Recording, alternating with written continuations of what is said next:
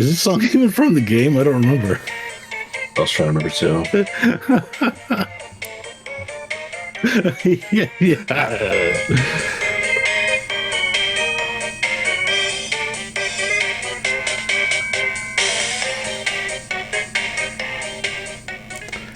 Hey, Shack. That was fun.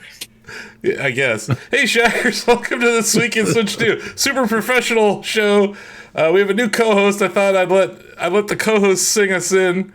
I'm your host, Awesome Khan. I'm CEO, Editor-in-Chief, EIEIO. That stands for Extremely Intelligent Extreme Intelligence Officer. In a time of AI, we have created EI to make line go up, but then we have instantly dumbed down our show by adding a talking flower to the situation.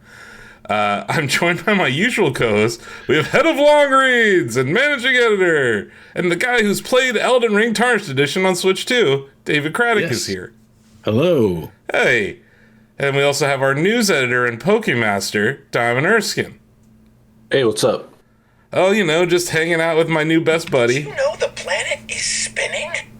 I did know the planet is spinning. Yeah. And yes, Found that out a while back. for the first time, the long-anticipated third co-host has appeared. We kind of look alike, huh? We do not. Oh. What's that all about? I sent a video of this to one of my friends. They're like, that thing kind of looks inappropriate. I was like, yeah, if you don't know what the Wonder Flower is. It's just a weird creature. What do you think about what Donovan just said? You picked me, but I picked you too. Oh, all right. There you go. So we're in it together.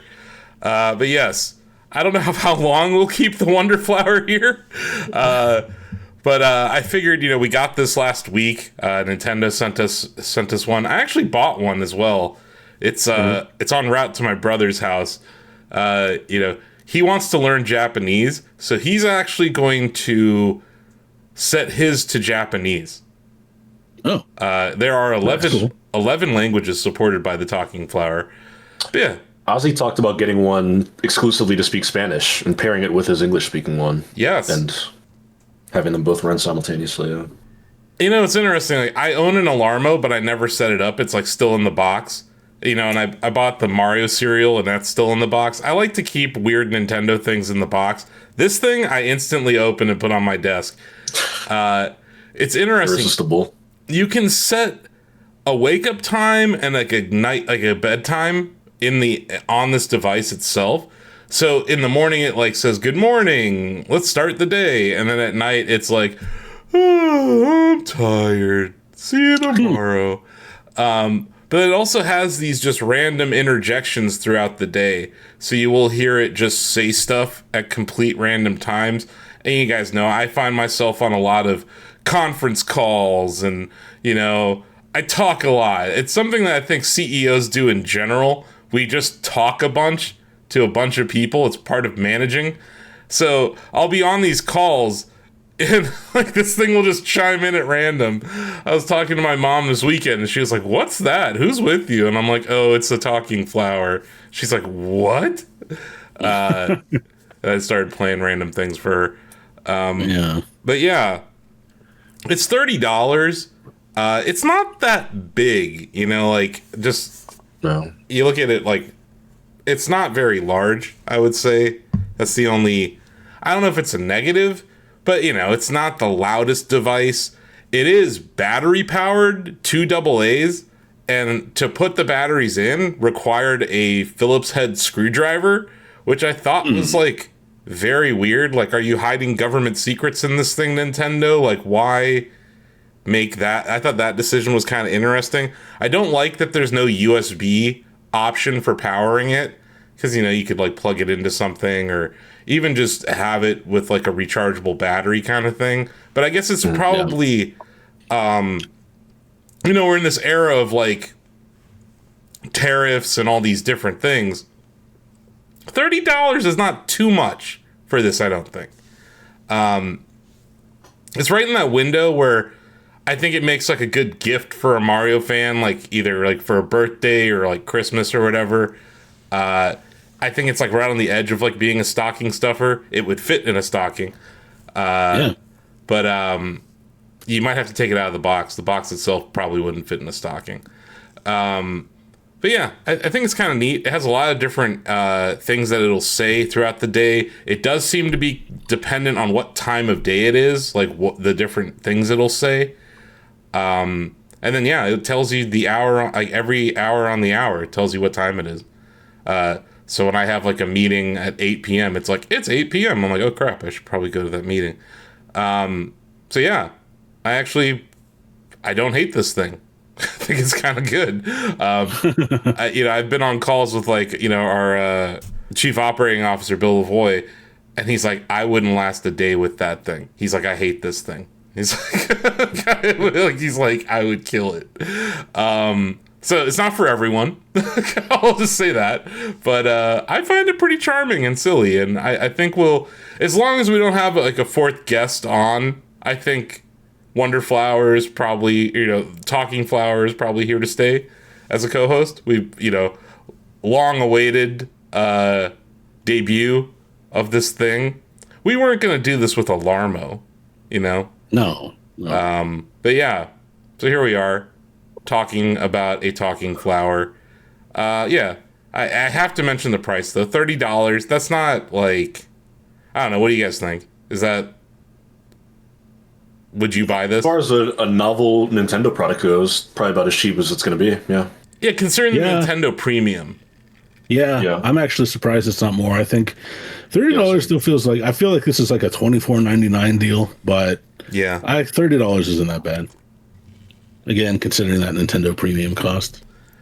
Yeah, I will say that for the price, I was surprised at how small it was. You can watch my unboxing on Shacknews YouTube. I was like, I did not think it was this small. And Donovan, you ran into this at that Nintendo preview event in New York, right?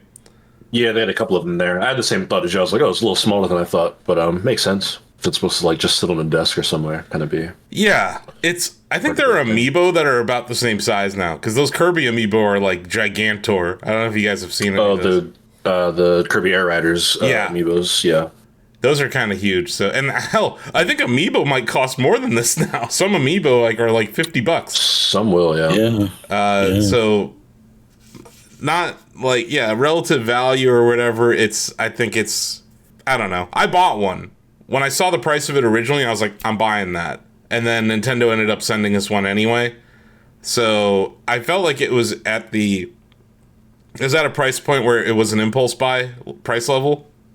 And then, Ozzy's already thinking about buying a second one. It is, it's not bad.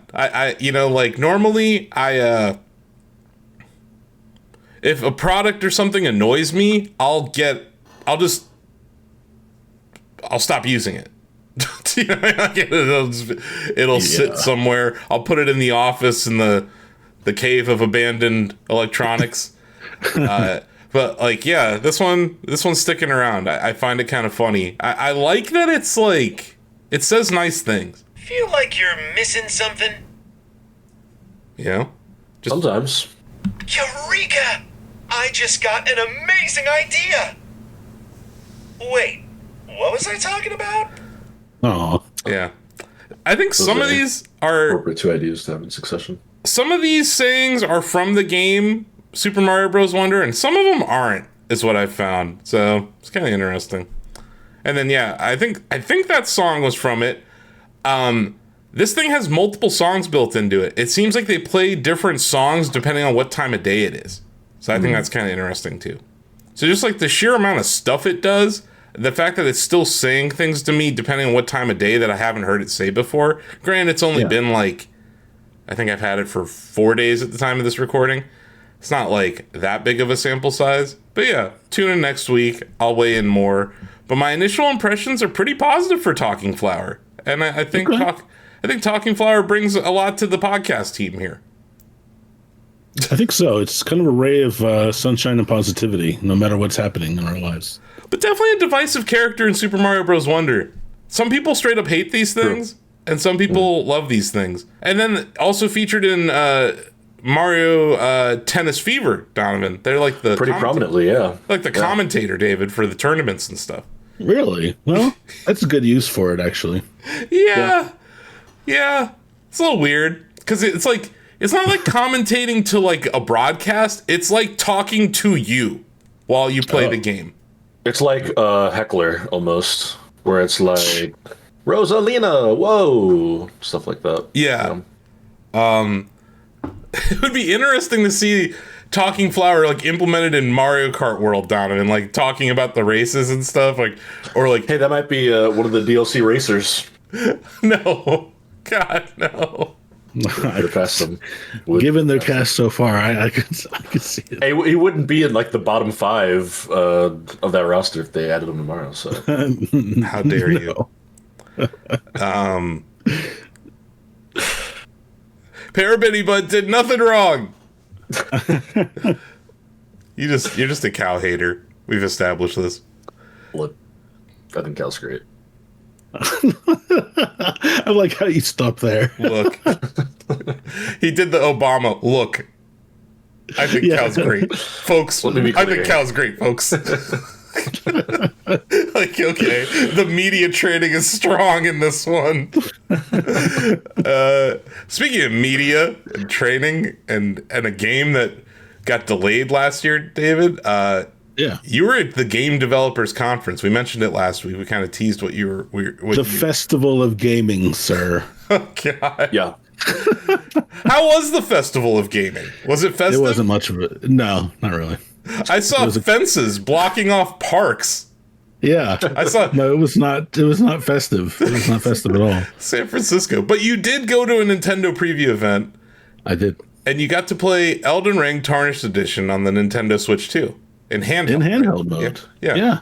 So, and I came away pretty impressed. I'm not great at pinning down like a frame rate, and they wouldn't tell me what frame rate it was running at, so I can't give like conclusive information, but I can say it felt smoother than 30, except when you would turn the camera. Like when I would rotate the camera like really far and fast, the frame rate would dip, but not egregiously. And otherwise it felt smooth. It was really smooth and comfortable to play, just the same as it was on my PS5. So I think what you're noticing specifically in handheld, David, is that Nintendo Switch 2 supports variable refresh rate. So it's likely that it is not locked. So there's going to there might be times where it does perform better than 30, and there's probably times where it performs worse than 30, but, or it's, around that. We'll have to wait for Digital Foundry to count frames or whatever while they're not glazing NVIDIA. But, I guess my question is, you played through Elden Ring on your PS5, right? Yeah. Would you play this again on the Switch 2? Yes, and oddly enough, even though I played it on a console connected to a TV, that's how I would play it on the Switch 2. Because again, you and I really don't play much handheld mode on Switch 2. Yeah, but I like that I like that it plays well enough in handheld that I could see myself taking it like while I travel without a dock. Yeah, and I will be getting this version. Okay, and like the thing I've talked about on this show a lot is like I'm not playing in handheld much, but I am using tabletop mode way more, and that's one of those situations where like I also don't want to play this with Joy-Con. I don't think I would prefer playing this with a Pro controller in tabletop mode if I was traveling or something. But this is the kind of game that when you have like a cross-country flight or something, it's like perfect, right? You can you can get lost in this game. Definitely. And like I said, I'll be picking this up just because I haven't said in my video preview on Shacknews YouTube that, if you don't already have like a handheld PC to run this is kind of a no-brainer. Like if you're a Souls fan, there's only one Souls game on the Switch ecosystem so far, and that's Dark Souls Remastered, which is actually not the remastered version. It's the 360 version because Switch 1 couldn't run remastered apparently. Mm-hmm. So if you want more Souls, not just Souls-like, but more Souls games, you're going to be picking this up for Switch 2. Okay. And yeah, like you said, Dark Souls 1, I guess we can call it, is really the only one. This runs materially better than that, because I remember you were pretty disappointed with that one. Oh, materially. Yeah, this feels and looks and plays like a modern, like current gen game. Mm-hmm. Do we know if the Switch port's going to have the DLC, Shadow of the Erd Tree? It will. Yeah. Nice. Nice. Okay. Nice, yeah. Tarnished Edition, I guess, is like their. It's kind of like the Dark Souls 2 Skull of the First Sin. It's just what they call the Game of the Year edition. Yeah. Now, I guess for this platform anyway. But yeah, it comes with the DLC. Nintendo likes to do that, where like their version of a game is like the ultimate version of the game, right? Yeah. What's the Cyberpunk DLC called, Diamond? Phantom Liberty. Phantom Liberty. Is that in the Cyberpunk 2027 or 2077 game on Switch 2? It is, but I believe the Switch 2 version, I can't see the case. I think it's the Ultimate Edition is what CDPR calls like the definitive Cyberpunk. So yeah, it comes with yeah, I think when Nintendo gets a game that's like already out, they want the whole thing, right? So you got like Intergrade for Final Fantasy VII Remake, you got the Tarnished Edition, you got the Ultimate Edition for Cyberpunk. I think that's important to them, is that it's like you're not getting a half-baked version of the game. Right. But that's interesting. Oh yeah, we got the Tarnished Edition here. So you didn't get to play it in you only played it in handheld. You didn't get to play it docked? Only played it in handheld. Now, someone next to me did play in TV mode. We couldn't really show that, I guess, but I was watching them play after I finished up my preview, and it looked and ran great. So that's another reason I'll probably play this in. So the one reason I want to get this is because Amy and I have characters on PS5. It's one of those couples rules, like you can't play this character unless I'm playing my character, you know? So I'm going to get this just for another platform to play Elden Ring on. So I'm not tempted with my PS5 character, which is pretty far into the game. I see. So, yeah. Do you guys have two Switch 2s yet, or you just have the one? Not yet, just the one. Okay. Because I know you had two Switches. And you guys are a 2 television, 2 console household when you're playing games together. That's a beautiful way to live. It is. But yeah, that's interesting. You know, this was that game that we were all pretty disappointed when it got delayed. But based on the reports, I think it was out of Gamescom, they weren't even letting people film gameplay at Gamescom. Right, it was that bad. So the fact that they're like at least letting people show it in handheld now is a big deal. It does run. I believe Valve did a lot of work with From Software on optimizing it for Deck, so it is available on Steam Deck.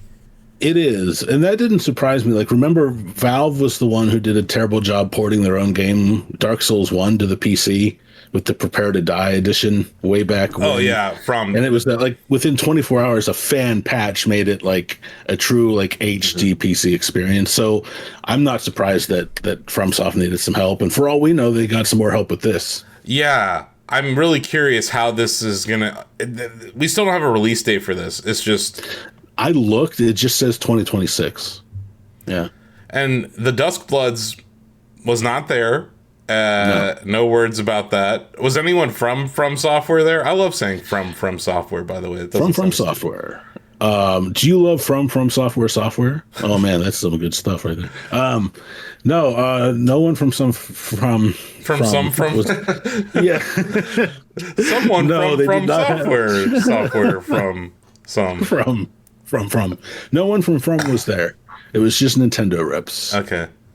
Random shot in the dark. I wonder if they called up Panic Button. Yeah. That I could see that actually. That's a good shout. I think when in doubt, not a bad hit the call. panic button. Yeah. Hit the panic button. Yeah. Like, honestly, Nintendo should maybe just acquire Panic Button. But Nintendo's super weird about working with companies. They just will work with you for 40 years like before they acquire you. Yeah. I feel that way about the Pokemon Company as well, though. Like, I was just thinking about that. Like, they should just get it over with and buy the damn thing. But, you know, Game Freak, I guess you might have to acquire Game Freak to do that, or I don't know. Who knows? But it's like, it's just surprising that, like, we're all these years into this relationship between the Pokemon Company and Nintendo, and they're happy with the 32% that they own. Sorry, go ahead. Yeah.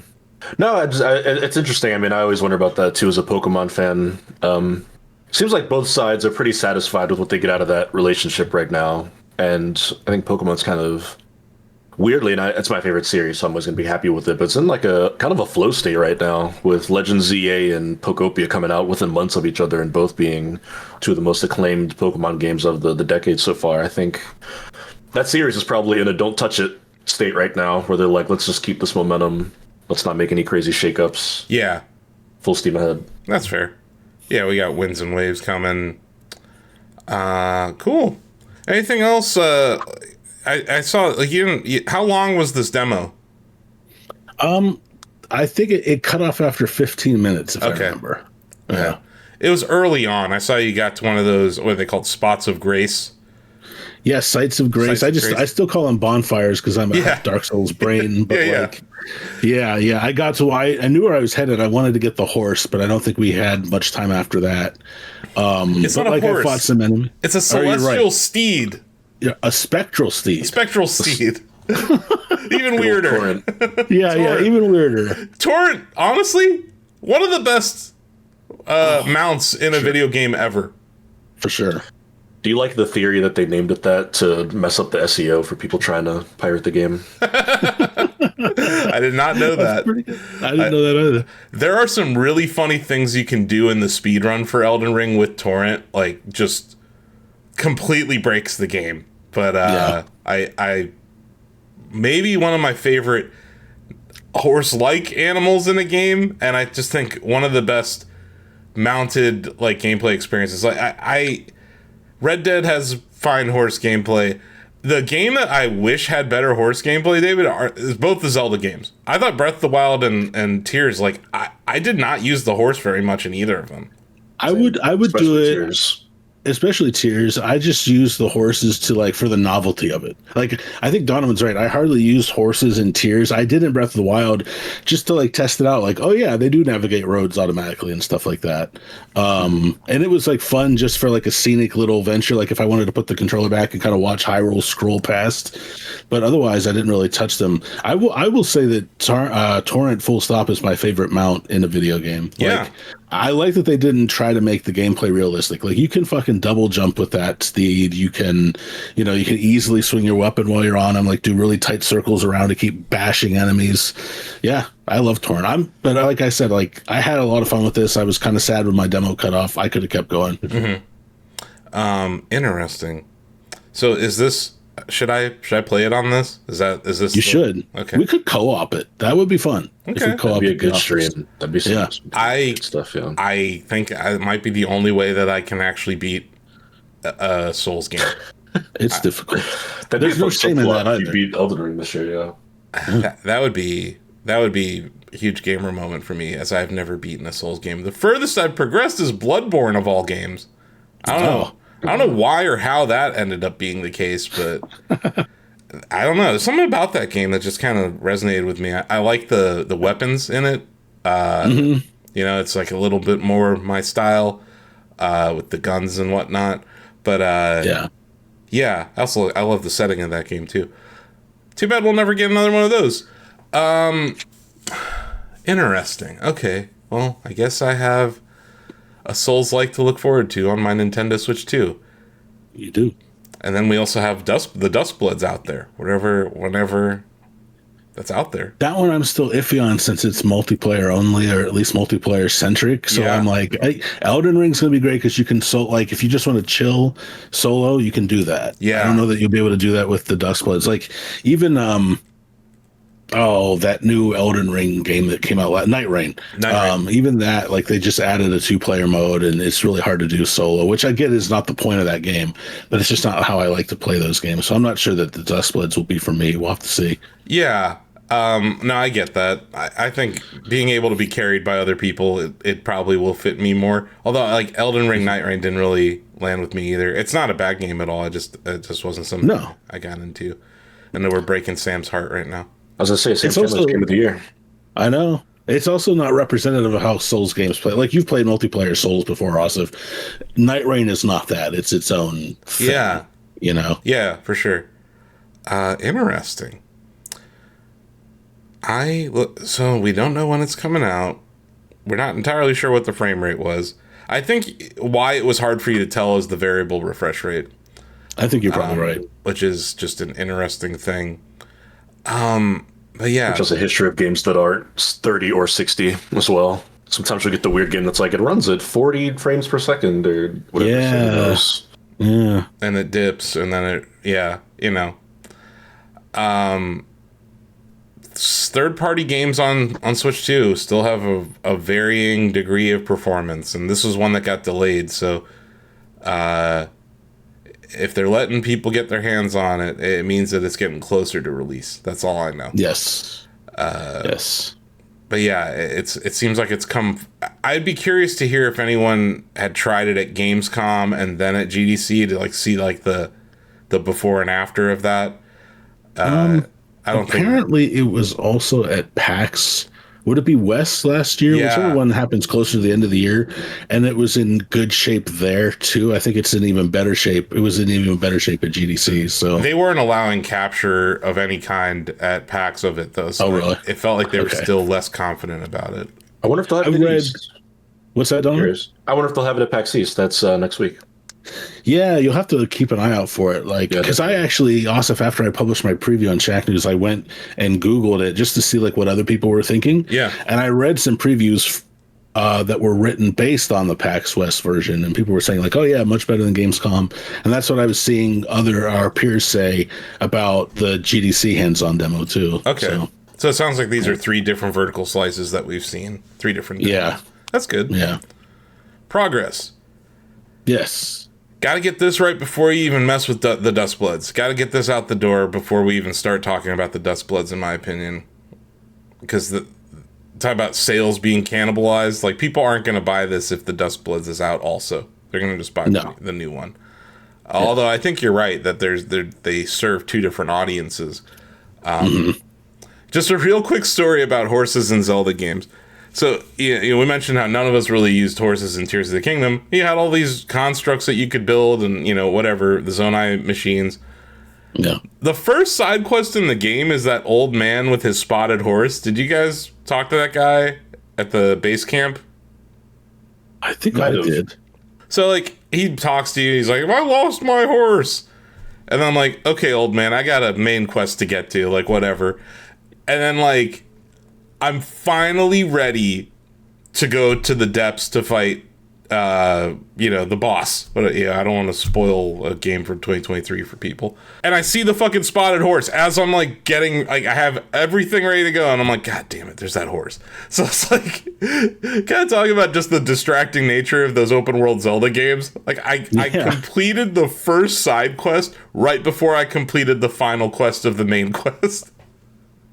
That's right. I forgot you did that. So I do have the spotted horse in my stable because he gives it to you at the end of it. He's like, yo, you know, I haven't had this for so you can have the horse. I'm like, okay, dude, thanks. What was the point of all this? Yeah. Anyway, just a complete random story about a horse in a Zelda game. But it's just crazy, David, because like Ocarina of Time, like the horse Epona is so important to that. Oh, I couldn't imagine. Like, I love just taking in the scenery and Hyrule Field, but could you imagine having to walk like back and forth over and over without Epona? Oh, no. That would be painful. Yeah. You know? That's why it's going to be interesting when and if they remake that game. Is it going to have fast travel? You know? It kind of does, because remember, you learn the Ocarina songs to warp to different that's sites. right. Yeah. So, but they're very specific sites. Exactly. So, it's not like there's shrines and there's not like all these places you can go there. I'm really curious what the hell they do with that, because maybe it's the Nintendo way not to remake that, because they're like, it's already perfect. Like, we don't need to go back to that. Yeah. But that'll be interesting to see. I'm just curious where the hell the Zelda franchise goes from here. A movie, apparently. Speaking of movies, we got a TV spot. I dropped it in our group chat for the Super Mario Galaxy movie, David, that features 2 songs, or like 2 snippets of songs from the Galaxy games. This orchestral, was it Brian Tyler Diamond, like the composer of the first movie? He's cooking. I heard Gusty Gardens in this, David, and like, it sounds outstanding. But we also got to look at 3 power-ups. Drill Mario from Super Mario Bros. Wonder is in this snippet. Cloud Luigi, which, like, Cloud the cloud power up, David, like being able to summon platforms in Galaxy 2, it's like one of the best power ups ever. Like, imagine what they can do with that in a movie, and like Luigi that, and I don't even know what this other power up is. The one that like Yoshi turns into a giant balloon. Is that? I'm not sure. I know Drill Mario is also from Mario Galaxy 2. But I don't recognize that other power up either. I feel like it's not the pea balloon, right? No. But it kind of resembles it. I didn't know what he was eating there, but Yoshi. The other thing is that Yoshi's using power-ups in this. That's not, like, yeah, Yoshi will eat a flower and then spit out fireballs or whatever, but, like, normally Yoshi doesn't consume a power-up, right? Like... Only shells, at least canonically. Yeah, that's right. You know? Like the red shell or, then, yeah. Curious how that's going to work. And 3 p.m. 3 p.m. There you go. So you guys get to see it. That's how it announces different times of the day. Well said there, Wonderflower. Good job. We kind of look alike, huh? We really don't. No, I think you guys look like each other. It's interesting. But yeah, so I thought that was kind of neat. But then Nintendo, they're tweeting from the Super Mario Bros. Movie account, which is now the Super Mario Galaxy movie account on X, which I still call Twitter. They put out this video that was like, bam, bam, bam, look at all these characters in the movie. And like I saw Chargin' Chuck, David. Like I saw all sorts of Mario characters from Wart. We talked about all these different Mario games. And we see Rob, which I talked about last week. There's Pikmin in this promotional video. Yes. So this is the NCU. This is the Nintendo Cinematic Universe now. Like, confirmed. Yeah, like, I think it has to be. Or are Pikmin and Mario in the same universe always? Like, has Miyamoto just always in his head, these are the same game? I mean, you go to Super Nintendo World in California or Florida, and they have Pikmin all over that park. They're like hiding in the pipes. They're like little Easter eggs. You go in the gift shop, you look up at the ceiling where they have the like mosaic art on the glass. They're like Pikmin hiding up there. They're like in the grass near like the Yoshi ride. So it's either one of two things. Either Pikmin and Mario are in the same universe, or Shigeru Miyamoto just loves Pikmin, period. He does love Pikmin. I think that might just be it. Like, he just loves Pikmin. And I don't mind that. But yeah, like, this means maybe Olimar's in this movie, or... I just think, we talked about last week, that Gateway Galaxy scene that they showed off, like, you could go anywhere in the whole Nintendo universe now. Like, I think this opens the door for all sorts of stuff. Charlie Day did something that I'm sure Nintendo hates. He was in an interview and he said, "Oh, there's a ton of cameos and other characters that you have not seen in the trailer. There's a ton of surprises." And I'm like, Charlie, dude, don't say that. They're gonna come after you, man. They're gonna come after him. I think that dude has fuck you money though, so he might not. He might be okay. I don't know. Look, some people have said I have rap video money, and I'm not suing billion-dollar companies, man. I'm not going to court against Nintendo ninjas. Like, no, thank you. But yeah, I think he danced around the question a little bit. But yeah, I just Star Fox, please. Just a little bit of Star Fox. If Pikmin can be in this, and Rob the Robot can be in this, any Nintendo character can be in this. Yeah. Anyone. What's to stop them? Nothing. I want to see a post-credit scene with the Master Sword or something. Like, it doesn't even have to be animated. It could just be a little tease, like, now that's full MCU now, where we're like, let's just show you a teaser for the next movie. At the end of this one, yeah. Why not? We have, because, David, we've seen so little about the Zelda movie. We've seen two people casted. We don't know who the big bad is yet. We don't know if it's going to be Ganon or Ganondorf or the Demon King or, I have a theory, Asif. I have a theory. You know, earlier this year, we were kind of surprised that Nintendo didn't mention anything for Zelda's anniversary, and then we figured, well, that was the Japanese anniversary. Maybe they're saving up for the North American anniversary in August. Maybe August is when we get our first teaser trailer for that movie. That can make sense. That makes a lot of sense. Yeah. And that would be the way that you probably either start the direct that way or end the direct that way. Probably end the direct that way. I would think end. Yeah. And Enuma is out there too, because I know he's like he's going to be as involved in the Zelda movie as Miyamoto was in the Mario movie, but Miyamoto's also involved in the Zelda movie. But yeah, I'm also wondering, like, is Zelda going to come to this Super Nintendo world, like, as an attraction? It seems like that would be the next move. I sure hope so. But Universal isn't making the Zelda movie, so maybe there's some... That's true. That's a good point. It's a Sony movie, so maybe true. not. Because they rolled out, they introduced a Yoshi costumed character that like walks around the park in the recent weeks to like ramp up excitement for the Mario Galaxy movie. So yeah, and they already built the Donkey Kong Country, and it seems like that's going to be the movie in 28. That's my guess, is we're going to get a Donkey Kong focused thing. yeah. Seth Rogen, nowhere to be seen in any of these road shows, any of the promo tours. It's very Brie Larson heavy, which, hell yeah. She's out there speaking the good word of the Wii U, and bless her for that.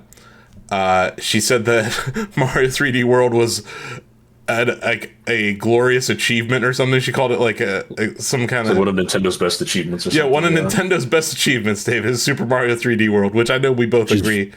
She's right, yeah. She has great taste. I saw her, she was streaming with one of your favorite streamers, Diamond, Valkyrie. She did, yeah.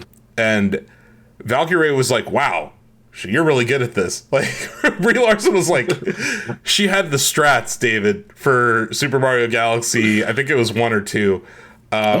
She's like, oh yeah, I play this all the time.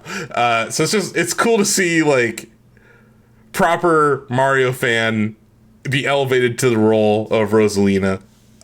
Excited to see what she does with that role. But yeah, I think the NCU is real. I think that Nintendo is now really teasing it with things like Pikmin, with things like Rob. Rob was also featured in that video, Donovan. This is exciting times. I cannot wait. We're 2 weeks away, less than 2 weeks away, almost exactly 2 weeks away. I'm gonna say 2 weeks, pretty much to the day, essentially, because I know you and I at least were doing like a midnight thing. We're going that evening. I've bought a couple of tickets. I haven't heard from Devin Pritchard, so I'm not sure if I'm going to make it to the premiere, guys. So while I have you here, please, Nintendo Ninja, understand. Understanding intensifies. I already bought my tickets, though, because if I have to see it, I have to see it. I don't know if I'm going to rent a theater this time, David, because the one I went to is gone, and I was wondering what you were planning to do about that. I don't know if you want to see it, but I was telling Amy about it, and she wants to see it like right away, so we might do a midnight showing. Mm-hmm. You might not be able to tickets for midnight. I don't know if you'll be able to find a ticket, David. That's true. They are... Did you get yours? You got yours, I assume. Yes, I did. When are you going? The Bistro. The Bistro, okay. Are you going are you doing midnight? Yeah. Okay. But I was confused because the ticket, it was like March 31st at midnight. I'm like, you mean the day before the movie comes out? And they're like, no. It's midnight, like that evening of the 31st. Right. But yeah, I did get that. I also bought some tickets on the Saturday. I was just like, I might want to see this more than once.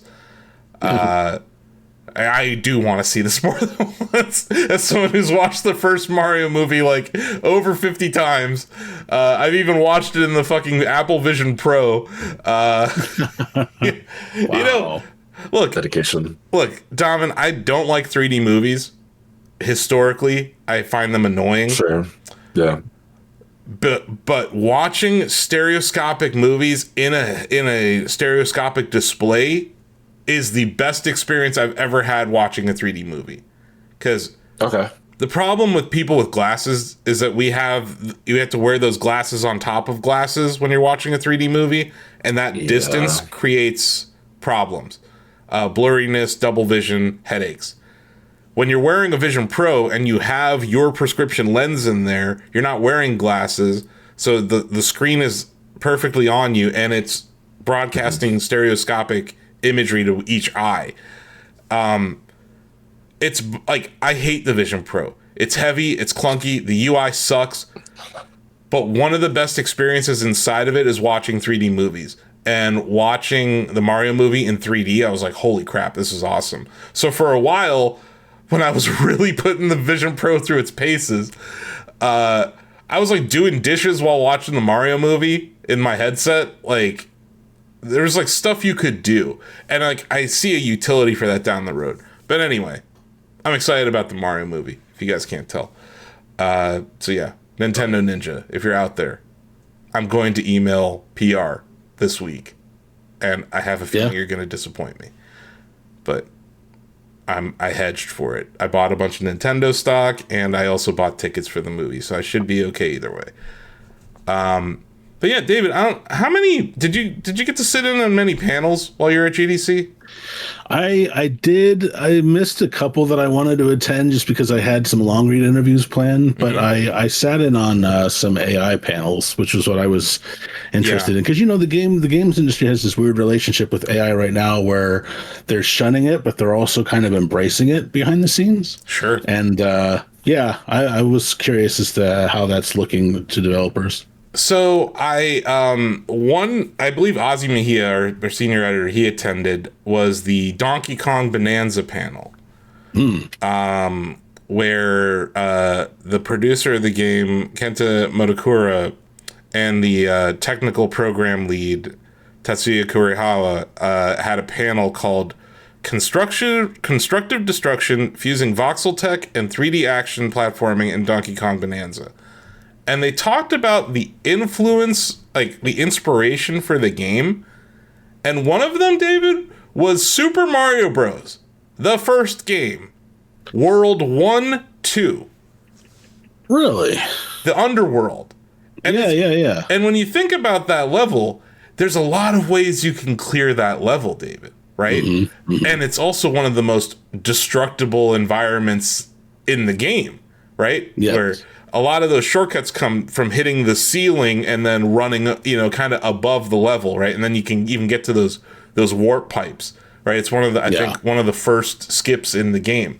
So it's just interesting that they were like inspired by that. And then they introduced some of this voxel tech at the end of Super Mario Odyssey. I believe it's the final level, Donovan, or at least in the story. And they were like, what could we do with this? And they actually were like, what if we could create a world that you could destroy? I thought that was pretty neat that they were inspired by that. Motokura said at that time, they're talking about, he said, during the development of Super Mario Odyssey, a certain rock feature was implemented.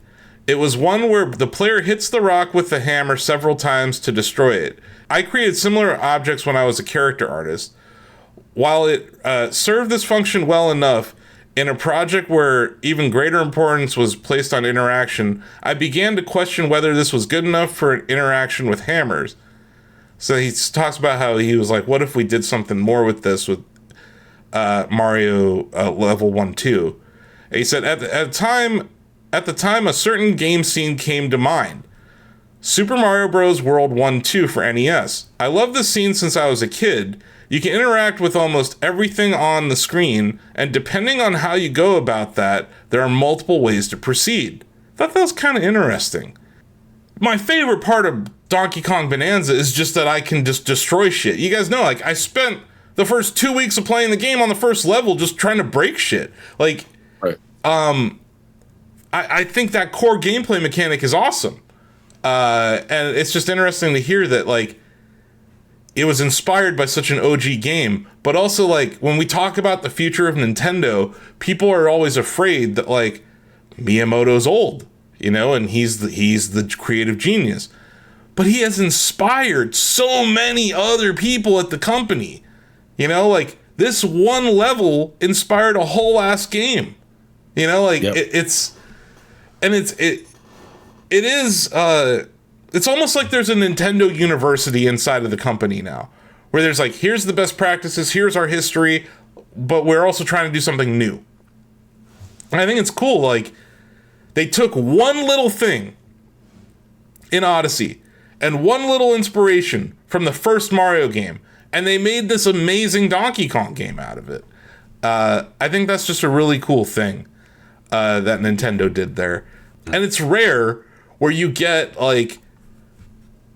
It's rare you get Nintendo devs talking about their creative process, David. And, like, we had that with Breath of the Wild at GDC a few years ago, but it's cool to hear them, like, whenever they can open up about this. Yeah. That's what I was thinking. The last time I remember them doing this was at GDC 2017, like, days before the Switch and Breath of the Wild dropped.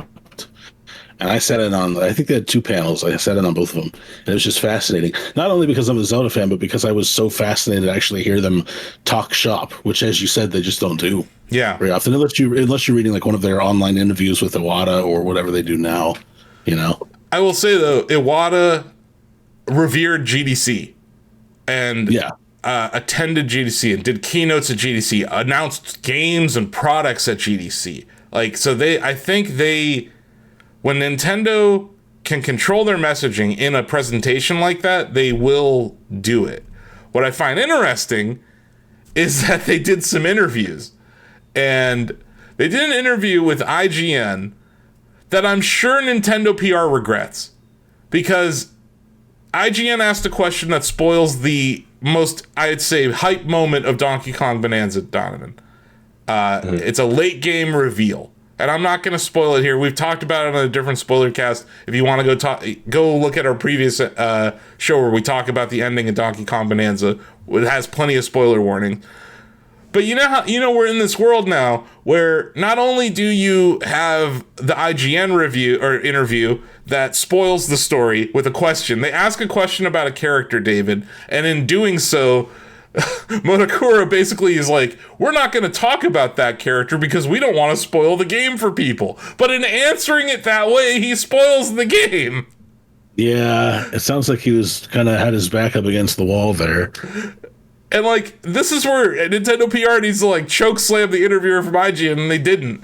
But, like, I'm sure they don't like... This is why we don't get many interviews ever in the West. So I thought that was kind of frustrating. But we're also in this era where all these aggregators on Twitter took that and ran with it. So now it's, hey, if only 4 million people have bought that game so far, around 4 million people. In the long arc of time, do you guys think more than 4 million people are going to play Donkey Kong Bonanza? Yeah. Probably. Like, wouldn't you want to preserve that surprise, Donovan, for those people? Like, definitely. So it's just unfortunate. And yeah, I'm talking about Schmelth 80K or whatever his name is.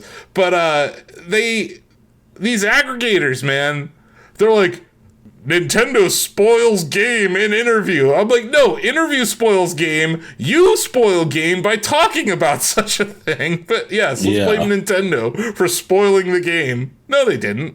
But I'm sure when an interviewer does this, they do a disservice to the entire games media because now none of us are going to get access because they're like, Nintendo's pissed that they even answered that question. Anyway, that's just a little bit of Donkey Kong there. But I love it. Like, this I think makes a lot of sense though, because these are just devs giving a presentation that they probably already ran by, their lawyers and PR and stuff for its approved topics. But it's just cool to see behind the curtain at Nintendo. It's also cool to hear from this new group of people, right? Like creative directors from Odyssey and technical directors. And even at the original Switch 2 reveal in April of last year, those 3 people sitting on stage, the technical director for Switch 2 was the technical director for Breath of the Wild and Tears of the Kingdom, right? Like, they're elevating people at all these different positions, and it's like there's a reverence for the history of the company. And I think that that's something other game companies could learn from. And I did notice, what's his name? Was it Jeff Kaplan, the former Overwatch? Sure. Yeah. He had, it was like a 3.5 hour Lex Friedman interview. he asked him what he thinks the best game is, and he did say Breath of the Wild, David. I saw that. He's just like, it's the best video game ever made. So I always find that interesting to hear the reference that devs have for Nintendo. He had a lot of interesting things to say about Nintendo in that interview. Who has time to watch a 3-hour Lex Friedman interview? I don't. Yeah. I certainly don't. But yeah, we got a little bit more Nintendo news and a little more related technology news I want to hit here. We got a patch for Nintendo Switch and Nintendo Switch 2. We got a new version. It's 22.0.0. You guys see this? It dropped last night. Yeah. I did, yeah. Out of nowhere. So a couple of interesting things with it. You can now add notes about your friends. So I can be like, Donovan's a Stinky Ravens fan. It's true. I don't think you can see it either, right? No, and I saw people testing what you could and couldn't write in there, and it seems like there's no filter on that, so you can call people whatever you want. Mm-hmm. Filthy Ravens fan. But yeah. So yeah, here's some of the things from the patch notes. They changed the on-screen text and the animations when you load a virtual game card. It's a little less. Sometimes it's nice to space out. That's true, but you don't want to do it in the middle of the podcast, Talking Flower. So stay with us here. Like, seriously. Really unprofessional behavior by Talking Flower there. Apparently I bore you with this patch news. Anyway. You see how this interaction is building here? Yeah. It'll just interject at random times, and I'm like, shut the fuck up, Flower. And then I'm sensing some suggestion. There's a sitcom waiting to happen from you and Talking Flower. Awesome. A spin-off of This Week in Switch 2. It's like a buddy cop movie. Yeah.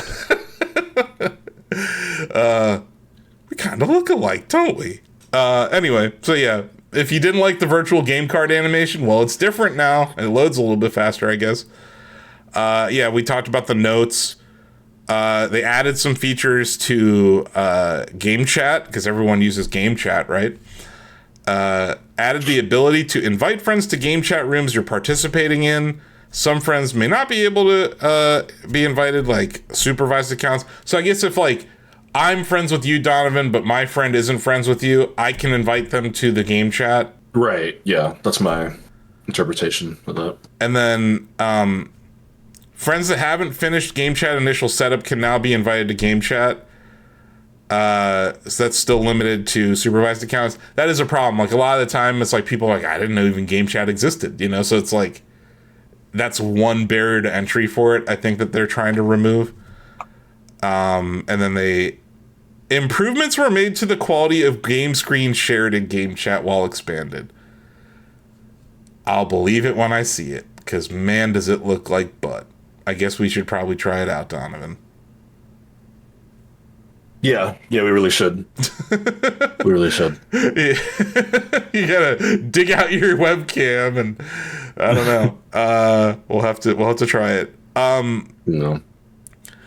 Interesting, but weird. The ability to rewind 10 seconds or advance 10 seconds with the trigger buttons while viewing full screen videos in the news or eShop apps. Sure. Okay. That seems like it should have been there years ago. No.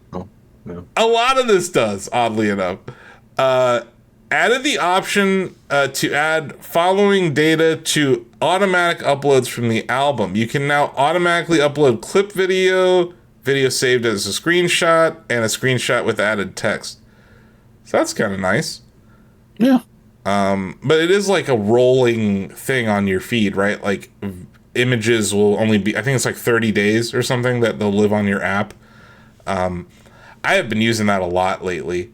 I just, we write a lot of Nintendo articles, and sometimes I need a header for this image or for this article. I'll go into my Switch and I do like the filter option that they added with the Switch 2 OS when they launched. But yeah, more ability to share, better ways to filter, all good things. Accessibility is also a good thing. They added the text-to-speech, can now read text in the album during first-time setup, so that's kind of cool. They added the ability to see a breakdown of storage capacity by data type in the system memory and the micro SD express card. You can now perform an audio test when linear PCM 5.1 sound is selected. They added a Hong Kong, Taiwan, South Korea region. They changed it and they turned it into a Hong Kong, Taiwan, South Korea, Southeast Asia region. Probably the biggest thing in here, handheld mode boost to Nintendo Switch software handling in the system. So this is Switch 1 software running in handheld mode, David. Now runs like TV mode on Switch 1 games. Oh. So it's no longer 720p or less. You're talking 1080p and better frame rates in a lot of cases. And this is free. This is a free upgrade for all of your Switch 1 titles, almost all of them. But, Monkey Paw Curled, you cannot use the touchscreen anymore because TV mode does not support the touchscreen. So this kills Super Mario Maker 2. The only good thing about this is it is toggleable. It's not on by default. I was going to ask if you could do that. You can turn it on and off. It is off by default. So you it's off by default? Yes. Damn it. I thought I was doing my due diligence. I was going to say that I tested like 3 games on this morning and I couldn't tell the difference. It was must okay. No, it's off by default. Turn this on now. I believe there's a setting that you can go to, Dom. You can confirm on the show for us. Okay. But yes, it is I'd say it's a pretty cool function to add. And it's like a free upgrade for all these Switch 1 games. Because, not all these Switch 1 games are going to get a Switch 2 edition, right? No. And nor should they. So, like, getting this, and I saw a lot of people like, this should have been available at launch. I'm like, okay, well, it's here now. And it's free, so I'm not mad. I'm like, okay, I love this. And like people is this kind of what they did with Animal Crossing? Like that wasn't a specific update, but it just runs better. Well, looks better. Yeah, it's like that, but this is specifically for handheld, which like when you think back to the Switch 1, that's where performance really chugged, right? Because you're talking 720p. I saw a game, one of the games, I know you love this game, The Witcher 3, David. It looked like ass and ran like ass on the Switch 1, especially in handheld. It's materially better now because of this update. So that's like one example of a game that like really was almost unplayable in handheld on Switch 1 that is like decent now. And CD Projekt did some other stuff on the back end to make that game run better docked. But now you're getting basically Switch 1 docked performance for Switch 1 games in handheld on the Switch 2. That's cool. Yes, that is cool. So yeah, like airplane mode. So like when you go to airplane mode, you normally have to like go back in and enable Bluetooth and stuff. If you're like me and you're playing on a plane, but you want to play with a Pro Controller, you have to like turn on airplane mode, and then you have to pair your controller. This now, when you go into airplane mode, your other Bluetooth Wi-Fi settings remain active. That's just a little quality of life improvement. Yeah. There's some parental control stuff they added, and of course the usual general system stability improvements to enhance the user's experience. Diamond, were you able to find the setting for it? I was, yes. I've turned it on, and I'm now testing it on various games. I just booted up Smash Ultimate. Oh, okay. I looked at Legends Arceus just before this. I did see Legends Arceus. I guess not as bad of a performance as Scarlet and Violet. But yeah. No, that was an improvement. So this is just funny to me because this announcement comes a few hours after NVIDIA revealed DLSS 5. And boy, if you were on the internet yesterday, you heard people talking about DLSS, right? Yes. That post went like omega viral. It was one of those where every time I refreshed it, it looked like it had like another 500,000 impressions. It was pretty crazy how fast that one caught in the worst way, obviously. So I believe DLSS stands for Deep learning super sampling, Yeah. which is, it's used in the Nintendo Switch too. It is why Resident Evil is able to run at 4K, right? But my understanding about the Nintendo Switch 2 chipset, and it's never been confirmed because Nintendo's really weird about this stuff, is it runs on DLSS 3.1. Not 3.11 for work groups, Dave, just 3.1. And I have to make that joke every time I can because it's such a specific nerdy joke about Windows. And like, I liked the Windows 3.11 era, David. I thought that was like, I did too. I liked that operating system. I used to play Pipe Dreams on it. It was good. Things really Ski-free? Yeah, ski-free. The damn Yeti. Anyway, I watched this.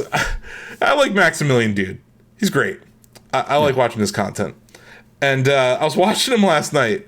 He hates this. He hates DLSS 5. 5 specifically. That's the thing I find interesting about this. I feel like they've crossed a bridge here, Donovan, where it was super sampling. We were all there for because it lowered the intensity or like the load that was required on the hardware you were playing games on, right? So in the case of the Nintendo Switch 2, they're upscaling resolutions that are on a 540p image, and they're making it look 4K or 1080p, and they're making it run fast. And they're able to fit things on a cartridge, David. Like, there's all these things that DLSS helps developers do. So that's the good part of this. Right. But they introduced generative AI into the equation. And the first screenshot, the first scene they show you is our beloved Grace from Resident Evil Requiem, who is a great character. And that scene, that first scene when you're in the rain, going to the hotel, talk about setting a mood, right? Like, it's raining, it's dreary, there's that one building with the light emitting from it. Like, the color palette of the game is kind of set in that scene. The way that Max described this, it's like a yassification filter. It's like... Yeah. It's like one of those IG filters, like a Facetune filter, Donovan, where you don't want to wear makeup, just put your selfie in here and you'll look great. It's like they gave Grace lip injections. She's got eyeshadow. I should have put makeup on her. Like, legitimately. Yeah, like, the lighting's different. That's the thing. Is that everyone's like, but the character models look better. Every aspect of the lighting in that scene, David, is completely broken by the demo that they showed of DLSS 5. So it's like, yes, the textures look better, but now suddenly Grace always has a ring light in front of her, or 3 points of three like she's at like a photo shoot, like she's like a supermodel all of a sudden. Like, no, she's in the rain. It's miserable. Yeah. Like, it's a really shitty, like, the opening scene, she's wearing a leather jacket, it's pouring rain. That's like a horrible situation to be in. And like, it's just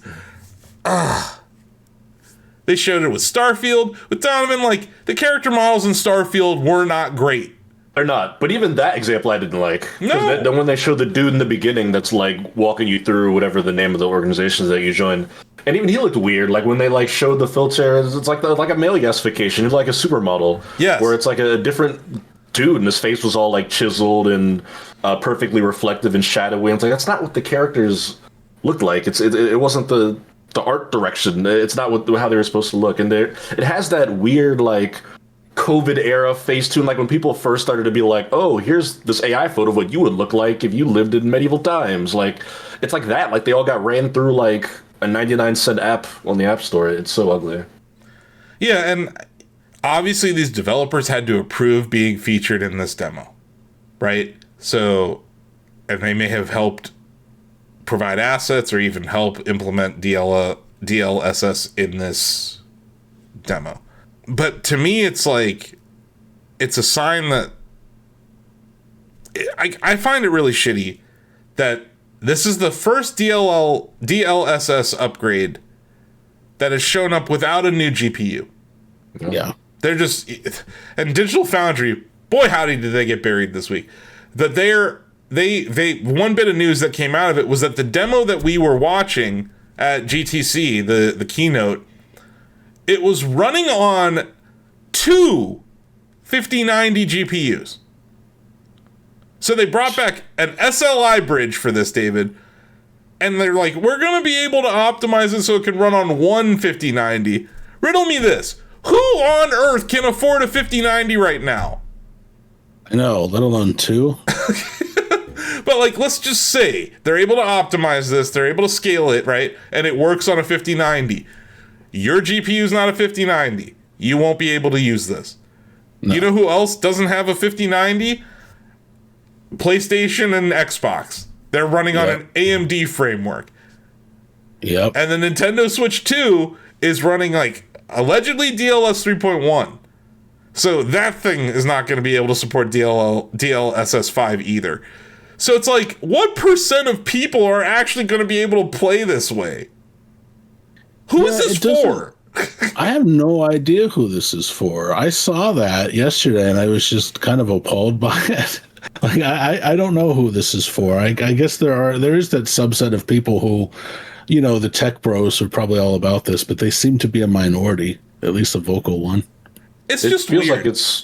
It feels like it's for the people who posted like the pictures of Aloy with an AI face. She's got like the full coat of makeup. She's like got the perfect smile, and they're like, make the characters hotter. Or like, well, that's the whole. That's what this looks like. The men's rights activists of the internet, sure, but like it's just that's what it looks like. But also, it's like it takes art direction and shits on it. It takes the effort that is required to make environmental designs, and it shits on it. Like maybe this is just a poor implementation of tech. Like maybe there's stuff in here that is good, and with more time, devs can do some good stuff with it.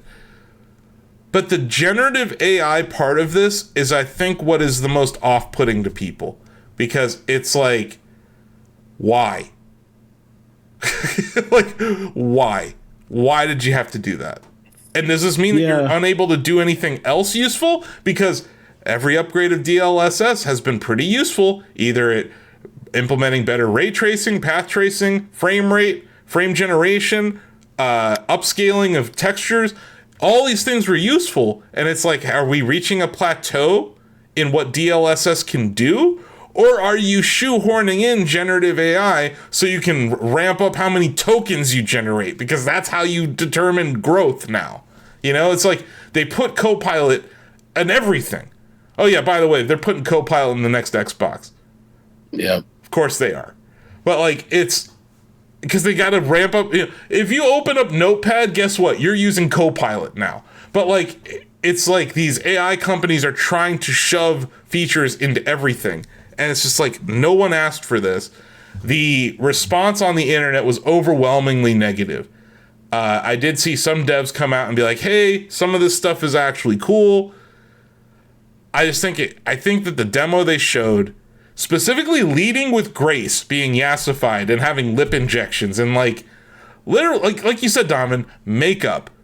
Like, why is Grace suddenly wearing makeup to a murder scene where her mother was stabbed in the neck in front of her? Yeah, she just wouldn't do that.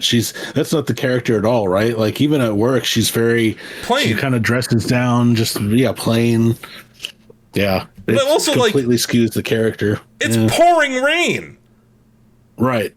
Like, what? Why is she suddenly looking like a supermodel on like a cover of Cosmo?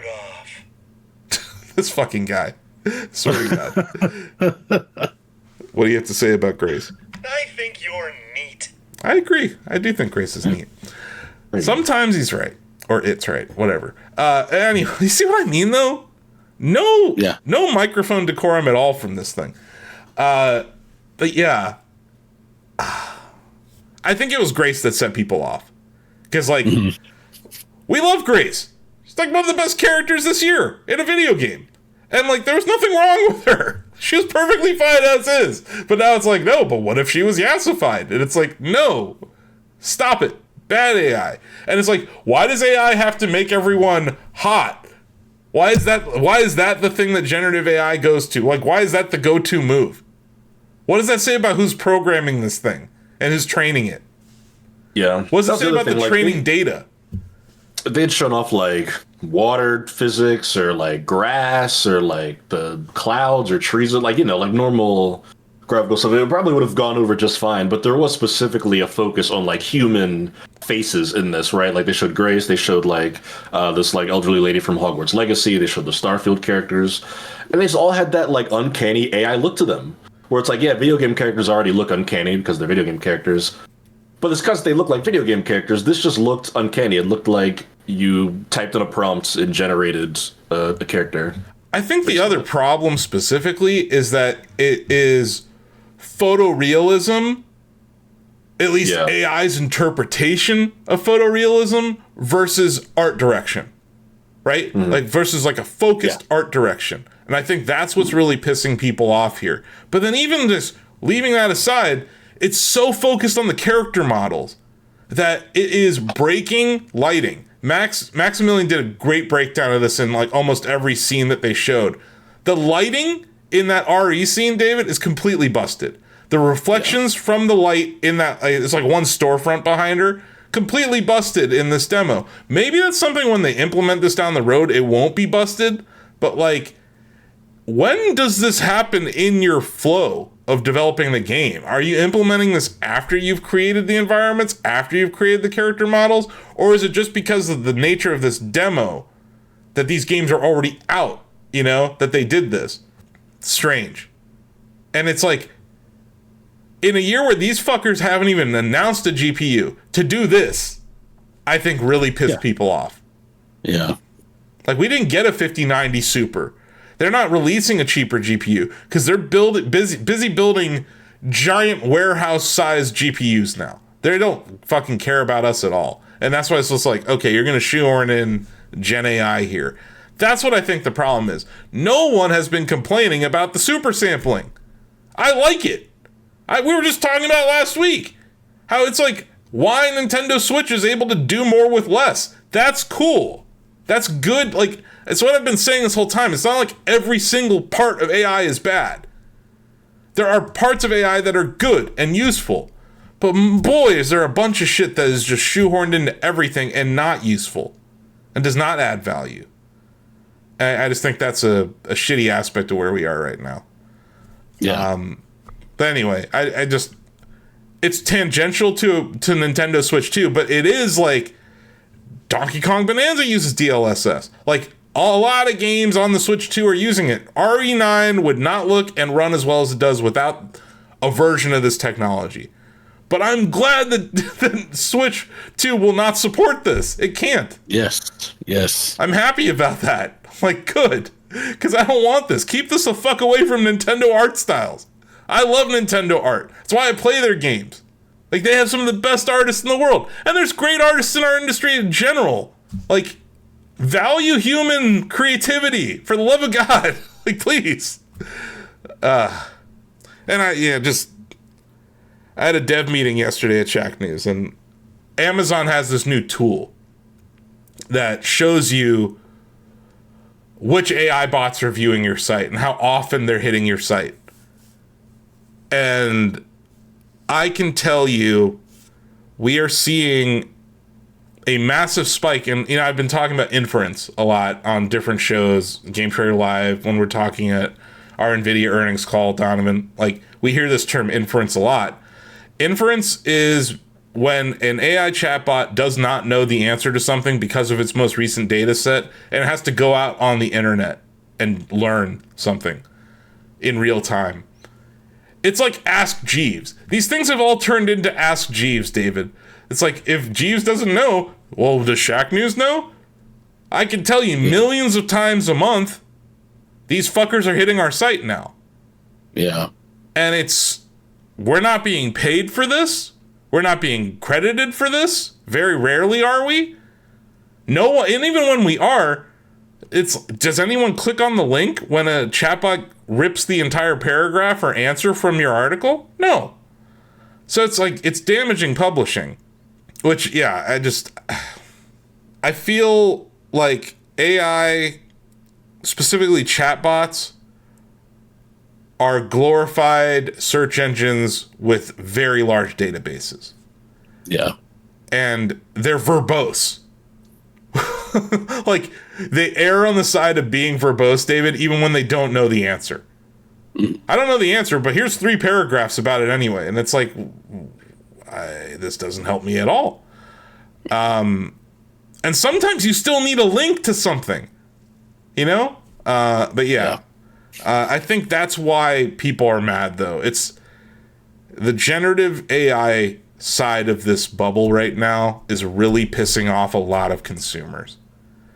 And that's not, I don't want to say ignoring, but that's not talking about the environmental impacts and the economic impacts and the fact that none of us can buy RAM right now.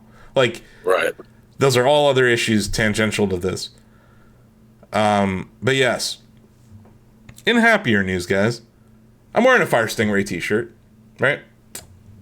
I figured this would be a good time to talk about it.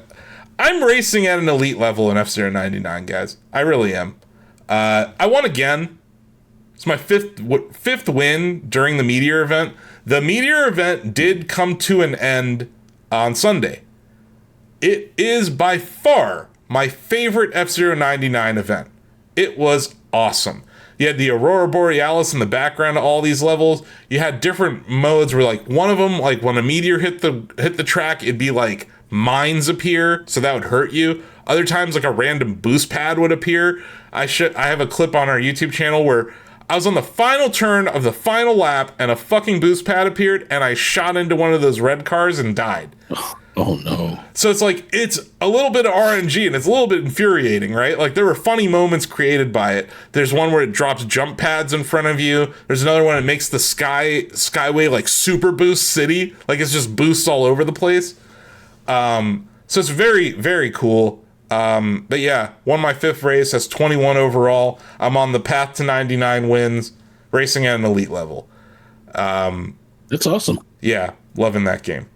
Still. And yeah, it's become like I'm back. It's kind of broken my ball pit habit a little bit. I did stream ball pit this last week though. Finally played endless mode. That reminds me of Tetris endless mode. And that's, talk about a never-ending pit. Like, yeah, you can play that game that's like a forever game. If you ever delayed at an airport, check out Ball Pit. Speaking of games that you could check out or that people have, this news came out after our last show, right, Donovan? Pokopia. Pokemon Pokopia. This is the Pokemon Pokopia section of the show. Welcome. Pokemon Pokopia has sold 2.2 million units in its first 4 days. And this is a Nintendo Switch 2 exclusive. 1 million of those units in Japan. So this is very popular. Sold out everywhere, basically, which is hilarious because weren't we told game key cards were the devil? Well, that one guy had boots on the ground and didn't have storage space, so... Shinsei Hasagawa? Yeah. Yes. Shinsuke Hasagawa did not... I don't know. Has Bloomberg followed up? Did he buy Pokopia? We don't know. We don't know. We may never know. We may never know. I know Donovan did. How are you progressing? Good. This game is great. I've gotten into a rhythm where just with my friends, it's become literally Animal Crossing all over again, where we're like, should we just make a new channel for this? Because every day now we're all checking in being like, here's what's in my daily shop because you get the refresh. We're like comparing islands and whatnot. It's a lot of fun, man. Just the daily cycle of jumping in, creating new buildings. I'm doing a balance of like progressing the story, but also taking my time with it and, you know, kind of living in all the areas and helping Pokemon with their random requests that they give me and kind of building houses and whatnot before I talk to the professor and do what I need to do next to progress the story. It's a great game. I'm having a lot of fun with it. Yeah, I built the Pokemon Center in the first place. Nice. Yeah. Which means I figured out how to make that place humid. There you go. Let's get this place humid. If you're frustrated by the humidity of your wasted, was it the wastelands or whatever? Withered Wastelands. If you're worried about the humidity, Shacknews has a great guide on it. The part that I screwed up on, which I felt super dumb afterwards, how did I not talk to Squirtle about this? Yeah. And if you go to the requests page, within like the bigger story requests, sometimes you click on them and they'll tell you specific Pokemon. It'll be like, talk to Squirtle, he might have a thing about this or whatever. Or if they walk around with like unique sentences, that's usually like a tell that they have like a hint for you or whatever. Yeah. But yeah, he's I was busy talking to Bulbasaur because he's talking about getting places human. I'm like, maybe Bulbasaur knows something about this. And then, I don't know. Is it a spoiler to talk about Kyogre? Not super early. Yeah. This giant ass whale Pokemon is like a southern gentleman. He's like, what in tarnation are you? Are you a ditto? I say. It's like Foghorn Leghorn. It's a whale in this game, David. Yeah. It's even funnier in context because Kyogre is the legendary Pokemon from Sapphire. 2003 Sapphire, matched with Ruby, which had Groudon.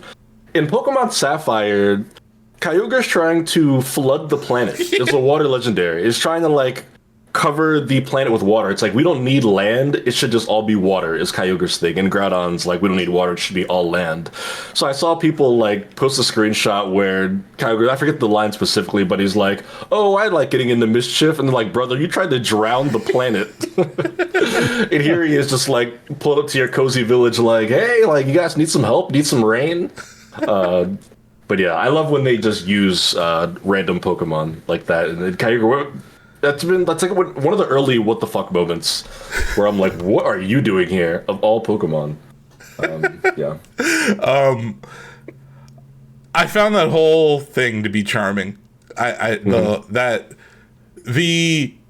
genius of a Slowpoke trailing mission, like the guy, you have to like, when you have to guide a character somewhere, David. Yeah. You have to do that with the slowest Pokemon. Oh boy. On Earth. And it's like, I'm tired. It's a great troll job, honestly. I'm just like, once again, this is a Strand game. That is the most Strand-ass mission in this so far, Donovan. I was like, am I playing Death Stranding right now? Because this feels like fucking Death Stranding right now. I need stairs to get up this one block. Like, I'm like, really? I have to build stairs for you now? Like, I have to fucking water the ground because it's too dry for you to walk on? Like, just the shit that thing tells me while you're doing that, I was dying, Donovan. I'm like, this is fucking hilarious. Like, that is the game devs having fun with the game. Yeah. And they know exactly what they're doing there. I was just like, that's hilarious. Slowpoke is like the one guided, like, you have to guide a character somewhere and it's Slowpoke. I was like, wow. It's the only time you do it. Yeah, of course. Like, the one time you have to do this, it's Slowpoke. And Slowpoke's like, I'm tired. You're like, oh my god. We can start over if you want. I'm like, no! Yeah, if you don't, because the whole thing is they're like, you need to clear a path, because Pokemon will travel more if they have like a paved road. If you just don't do it properly, he'll go halfway through, he'll just turn around. He'll be like, well, I guess I'll just head home now. Yeah. And he doesn't go in a straight line at all. It's like weaving around. It's like meandering. You're like, no, go that way. He's like, oh, I'm gonna go over here. I'm gonna go over here. I was dying. I was absolutely dying. That's hilarious. And also just Bulbasaur might be my favorite Pokemon in this game, Donovan. Like, he's just hilarious. Like, the way Bulbasaur talks is just funny. Lovable doofus. Yeah, I mean, he has the great intro line where you see your first workbench. He's like, oh, that looks like a bed. And the game's like, it's a workbench. Well, let's get this place human, and then, I finally got the jump ability, so now I can jump rope with Bulbasaur. Like, hilarious that I can. But also, like, what Bulbasaur says, like, when, how Bulbasaur can help trees and plants grow faster and crops. Like, just the random quips coming out of Bulbasaur crack me up. I haven't seen it yet, but I keep seeing the screenshot of Charmander saying, I threw up. So, like, That I see. Okay, so I'm trying to keep track because there's a lot of these quotes going around. I think is that fake? I saw one. I think that one has to be. I haven't seen it yet. I've been playing. I'm like, I think that one's got to be an edit. But I saw one when I was playing the other day, and there's this coal Pokemon called a Colossal. Yeah. I have its pre-evolution. I forget its name. It's like Terran coal or something. But he was in a cave. Obviously, he's like a rocky coal Pokemon. And when you see him, he says, "I gotta go fast." And he's literally just like a cart filled with like hot coal rocks, and he's like on a railroad, and he just keeps saying, "I gotta go fast." I'm like, this is great. Yes, It's great. absolutely loving the game. It's great. I had other stuff to do this weekend, like work related, so I didn't play it as much as I wanted to. So I haven't been on like that everyday cadence of it, but I did like, I think it was Friday night. You saw me in the our Poke Crossing channel where I was just like, how do I make this place human? Cause like, yeah, that whole, and then you finally get to the, like what you think is the end of that, what do they call it? Important tasks or whatever. And it's like not over. Like you're just like, but yeah, I my Pokemon, my trainer rank is now high enough to go to the next biome, so I'm gonna do that. Yeah. But I know that like this is where the game is going to get crazy for me, based on my understanding. So it starts to expand exponentially from there on. Yeah. So I'm like trying to like, I'm like, okay, Pokopia, you need to hold off here. And like over the weekend, I was like, it's funny. I'm like, I don't want to spend 4 hours in Pokopia, but then like I go play F-099 and I have this like one more race-itis, right? Where I'm like, you know, like I can't tell you how many second places I had this weekend, guys. It was so frustrating. Like, normally I don't place second, I just die and I place like 85th. But I was like racing really well, but I was racing against these guys who are like, you know, in like the prestige ranking or whatever. I think they're called like elite racers now. So like, there's like one guy I matched up with who's my rival, who's probably like 100 ranks higher than me now. I'm like, I can't beat this guy. He's like one of the top 10 people in the game.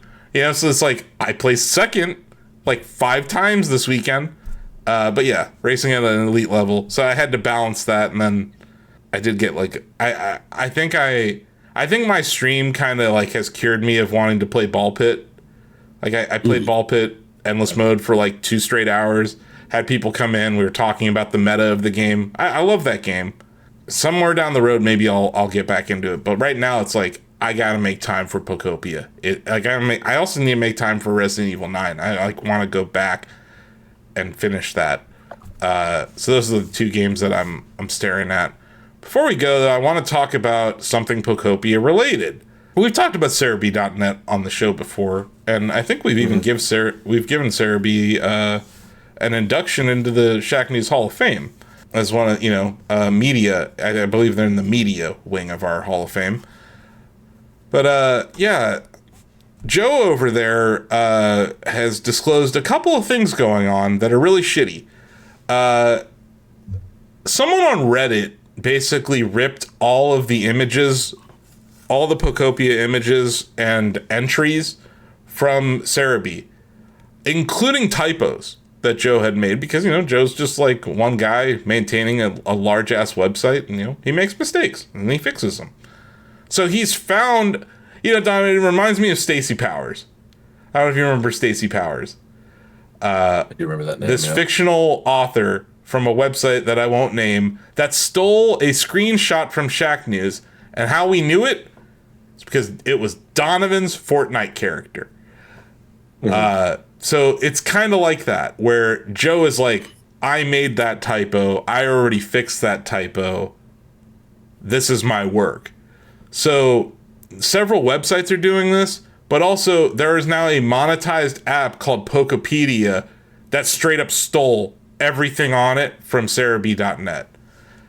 And it's just been really shitty to see. We see, we were talking about last week, the hard work that Joe and his community put into chronicling everything in this game. And in all Pokemon games, Diamond. Like, Serebii.net is an amazing resource. And it's been a place for people for like over 25 years.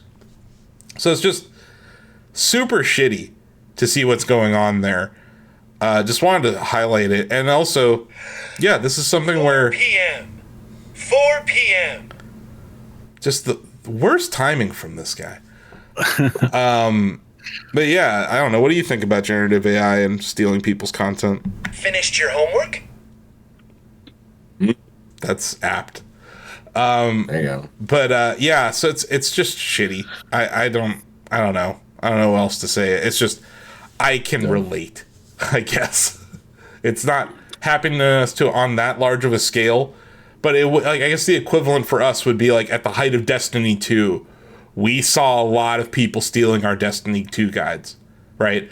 And you would see a screenshot and it would be Bill Lavoie or Sam Chandler's Guardian, right? I mentioned it with your Fortnite guide. Like, we see it all the time. I just went over just yesterday how many AI chatbots are ripping our content and how many of them are training on our data, even though at the bottom of our articles and even in, like, you know how there's like a robots.txt to tell Google how to view your site, providing a sitemap? There's now an AI.txt. Our AI.txt says, we do not authorize any training of AI information without express written consent, like from Shacknews. Right. They don't give a fuck.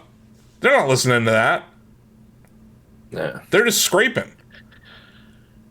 I think that's what gets me the most about generative AI. It's not just that it uses stolen material, it's just that it's just barreling through permissions. Like, people don't care at all. And it's happening so fast that you can't possibly keep up with it. There's no regulation. No. It's like a lawless world right now, and it's a world where these companies, it came up on our dev call, like, why don't we sue Meta? What do you think the odds are of Shacknews winning a lawsuit against Meta? Very low, I would imagine. I don't like it. I don't like them. I'm just saying, like, how am I going to even afford that? They will bury us in paperwork. Like, we have a lawyer, but, like, they have lawyers, like, who already won. Like, David, they won a fair use case when they used that torrent site to rip off all those authors. Maybe your books were even there. Like, they won. They won. Mm-hmm. They claimed fair use. And, like, Facebook can steal your work and train on it and then provide generative things derived from your work. Right. And you get zero. You get nothing. How is this fair? How is this sustainable? And it's like, I was on, I was talking, you guys know Richie Branson? He used to be on the Shacknews stimulus games. He's a musician. Oh, yeah. Also a developer. I thought he had something really interesting to say about this, because I think he sits at an interesting intersection. He's both a developer. He worked at Harmonix. He has his own studio now, but he's also a musician. He's a rapper. He's a writer. He's a producer. So he kind of sits at this intersection of development and creativity. And he said this about this whole generative AI thing. DLSS aside, Gen AI is going to cause a forced evolutionary event in human creativity. A baseline will exist where 99% of media will look and feel the same. AI can't be trained on what doesn't exist, so creators making original stuff outside the sea of slop will stand out and succeed. I think that's a very interesting way to look at it, is that, yes, it's going to become more pervasive, David. It's going to be everywhere. But without Joe and Serebii, these assholes can't make their app.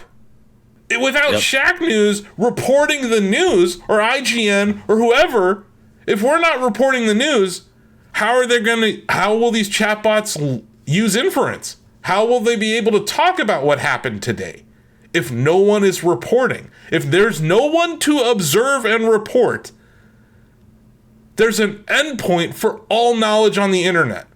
There's a chicken and the egg scenario happening right now. And the same is true of your books, David. If you stop writing books and everyone stops writing books, how will generative AI learn how to steal more shit and be even more creative, allegedly?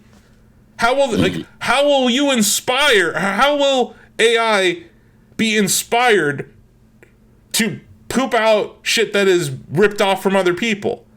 If we reach an endpoint of training data, It's an endpoint of output from the AI. So there's this like narrative out there that all creative people are going to be replaced by AI. That's completely false. Yeah. It's impossible. Yeah, no, it is. I agree. I think it puts the onus on creators to like keep hustling and keep creating, which I think can be, it's already kind of exhausting, that grind. But you're exactly right. Like without new content, AI is just going to hit a wall. But like I can speak for myself and I can speak for Joe because I interacted with Joe yesterday and I really feel for him. Yeah. He said, seeing someone lift my entire Pokopia section using my images and discoveries in the exact same order as me and posting it on their own Reddit feels good, man. Not like I busted my ass for 200 plus hours working on this. This is what I hate about my job. Thieves everywhere. And it's like, if Joe gives up, that is a huge loss for the internet. Yeah.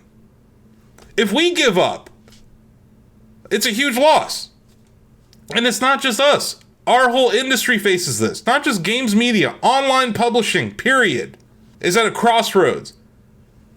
And it's frustrating and it's depressing and it's very difficult. So it's just something to think about. If you're out there using generative AI, you are stealing. And you're not creative. No. You're not. You're able to prompt something. I still remember, I think I mentioned it on the show. It was a few weeks ago now where some guy was like, I can get funding to make a movie. I just need an idea. Give me an idea. And, this guy was like, oh, I can prompt and I'll get funding for my movie. And I just remember thinking like, you're missing the point of creativity is coming up with your own ideas and executing on them. No matter how they turn out, it's still something you made. And I had to laugh at that because what else can you do at this point? Yeah. And then, Joe said he found a second app. So there's multiple apps doing the same thing to his content right now. And it's just, one of them's based in Portugal. Like these people are not even in the US. So good luck defending your IP in some of these countries. It's like the Wild West, in a very bad way. But yeah, we appreciate you, Joe. We think you do good work. Joe Merrick, his whole community.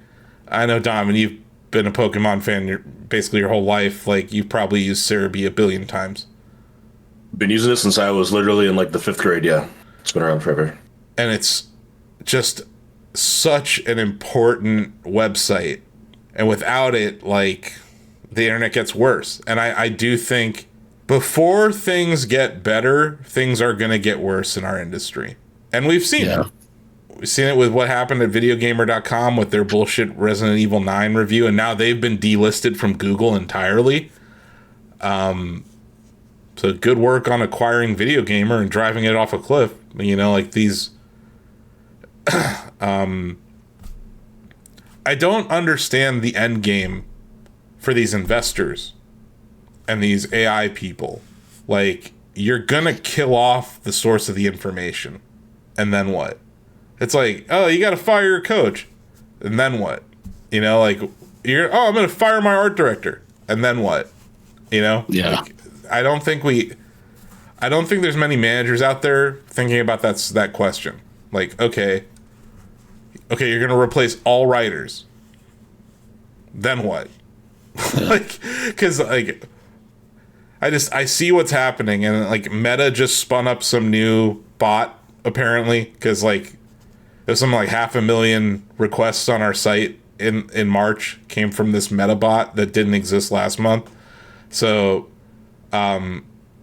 we see everyone, and we see how they're not listening to. They're just breaking what were standard practices on the internet. They're breaking the rules. And there's no one, like, it's really frustrating. And it's just shitty, because Pokopia is such a wonderful thing. Like, to see this happen around such a great thing is shitty. And to see, like, we talked about it last week. Like, Joe was up probably for 48 straight hours, Donovan. Like, that guy did not sleep. At the launch of Pokopia, He beat that game in like 2 days. It was pretty insane. Yeah. Yeah, and that itself is a sacrifice. And then it's just, this kind of shit is deflating to people. This deflates creative people, and it's not great. So I don't know. Sorry, it's a bit of a ramble at the end of this, but I don't really know what the end point is of all this. But I do want to draw people's attention to how there's like a human impact to this. You know, one of the ads on Instagram that has been pissing me off lately, and it comes in several forms, is this person walks up to someone at a bookstore who's flipping through a book, and they go, "Oh, you're reading like it's the 90s here." And they set their phone on the book, and the phone just like quickly digests the book and starts reading it. And I'm like, you're in the middle of a bookstore filming this commercial, and you're saying to just do this, like go to a bookstore and just quickly like absorb all the books you can. And as a writer, I'm just like endlessly pissed off by that. Just the gall that people have, you know? There's an anti-intellectualism of some of it too, where it's like, I can't be bothered to read it for me and give me a paragraph about it. It's like, right. And then read that out loud because I can't read your paragraph. There's like there's an anti-intellectualism to a lot of AI. And that's why it's like, good luck debating people who are AI evangelists, because they're incapable of putting together propositional logic and coherent thoughts. But anyway, I guess that'll do it. I don't know. We have any other? What else we gotta look forward to? Got some Mario movie stuff coming. Yeah. You know, that hype train is on the track, Donovan. It's chugging along. Got more Pokopia to do. Unfortunately, the F-099 Meteor Event is over, but there was a real meteor in Northeast Ohio. Yes, there was. That's right. What the fuck? It's been an eventful week here. It was 73 degrees on Monday. It snowed a lot yesterday, and then a fucking meteor landed today. So tune in later to find out what happens here. I guess we should let Talking Flower close out the show, right? Yeah. Okay, Talking Flower, what do you got to say to the people? Is it weird for flowers to talk? Yes. Usually, yeah. Okay. So, what you been eating lately? Make sure you're getting your veggies. That's a good suggestion. I think that's a good way to go out. I love this stupid thing. I really do. Okay. It's dumb. I don't hate it. I don't hate it. It's, you know, I've had a lot of clocks in my time, but none of them have ever told me to eat vegetables. That's true. And I have to say, I think this was my idea to bring it on the podcast anyway, so I can't sit here and object to it, you know? Should it come back next week? Yeah. It's quite the production. I just want to keep doing it until you eventually one day you snap and like throw it across the room or something. I will never do such a thing. I know, so it's just here in perpetuity. I mean, just keep it rolling. Would it be bad if I threw you across the room? So, did you have a good day? See? Trying to de-escalate the situation. I like that. See, this is a handy co-host. I think we keep it around.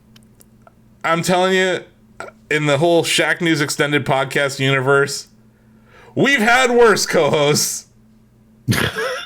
That's true. That's true.